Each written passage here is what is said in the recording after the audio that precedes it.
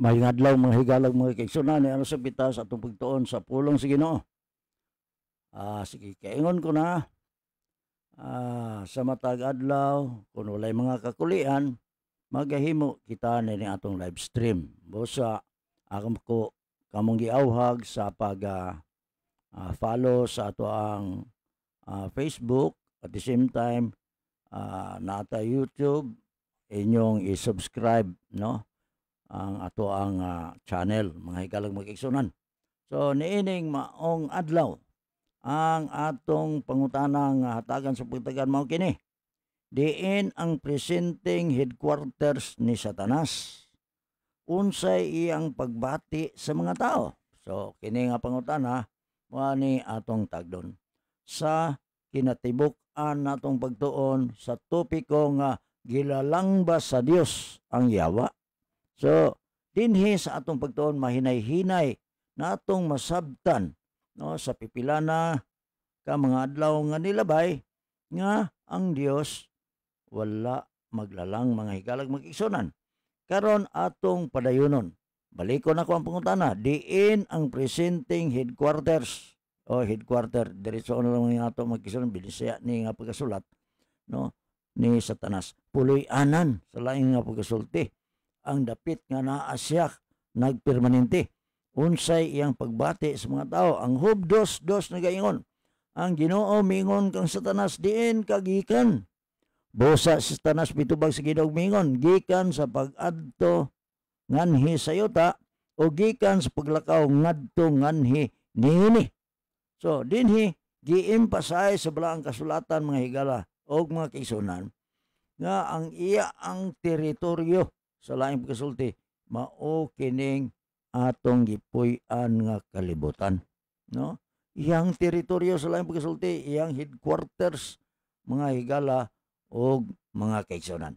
Now padayon sa dugang mga teksto sa balaang kasulatan nigayon dinhi pinadayag 12 bersikulo 12 alaot ang mga mulupyo sa yuta o sa dagat kay ang yawa nanaog kaninyo nga adunay dakong kapungot no tungod kay siya nasayod nga siya adunay hamubo na lang nga panahon. So ang nahitabo mga higalag mag-igsunan kining ato ang puloy-an dinhi nahimo gyuning puy-anan mga kaigsunan no ni ani siya ni kanaog siya dinhi o nga ni inyutaa mga kaigsunan nga adunay dako kayong kapungot nga naman napildi man sa gubat dito sa langit. Ang gubat nga nahitabo dito sa langit actually it is not a physical battle no. So dinhi nagaingon tungod kay siya nasayod nga siya adunay hamubo na lang kaayo nga panahon. Balik ko na to ang headquarters ni Satanas mao ning yuta o nga gidumtan niya ang mga taong nagpuyo dinhi nagtanyuha siya sa excuse no nga pasakitan ang Dios pinaagi sa paglaglag sa mga tao. Mao ni ang tuyo mga higalag magkaigsunan. Sa dugang teksto sa balaang kasulatan nagaingon dinhi sa nahunang Pedro 5 bersikulos 8 ang inyong kaaway ang yawa nagasuroy-suroy sama sa usa ka leon nga nagangulob nga nangitag tukbonon. So ang yawa gi-emphasize mga higala nga mao ang kaaway nato. Nagsuroy-suroy siya dinhi na sama sa usa ka leon nga nagngulob nga nangitag tukbonon. Sa laing pagkasulti mao ang yawa nangitag pamaagi nga ang matag usa nato malit-agan niya og iyang mapahisalaag no kay nga naman do naman sa daghan kaayong paagi aron ang tao mga higala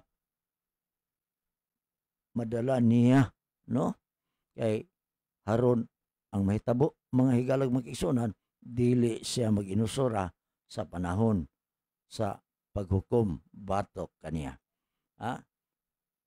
so niining mao nga adlaw so kwahi sa kaylap nga pagtuo nga ang headquarters ni Satanas mao ang yuta dili impyerno no Mao man ay paguna-una sa uban nga to asa sa impyerno, pero ang iyang headquarters naa nining atong yuta.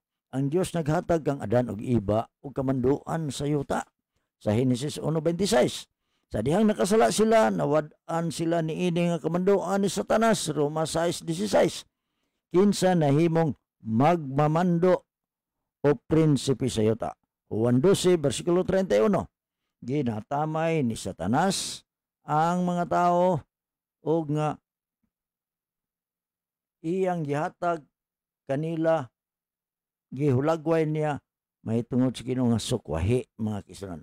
Tungod kay dili siya direktang makadaot sa Dios, iyang gipahamtang iyang kasuko batok sa mga anak sa Dios sa yuta. Siya usa ka dulumtanan nga mamumuno kansang tumong mao ang paglaglag kanimo o kanako og sa ingon pagpasakit sa Dios. Ano man, ang Ginoo, mga higalang mag-igsunan, masakitan siya kung dunay iyang makatawhan nga himuan o mga paagi aron laglagon sa yawa, mga kaigsunan. Niining mga adlaw atong gikalipay ang kahigiunan, diin kita nakatuon niining usa ka pangutana, diin ang presenting headquarter ni Satanas, unsay iyang pagbati sa mga tao, no? Sa kinatibuk-an nato nga topiko, gilalang ba sa Dios ang yawa? Mga higalang magkisunan din hirtak kutob, daghang salamat sa inyong pagsunod o sa pagtan-aw sa ato nga live stream. Panalanginan kamong tanan sa Ginoo.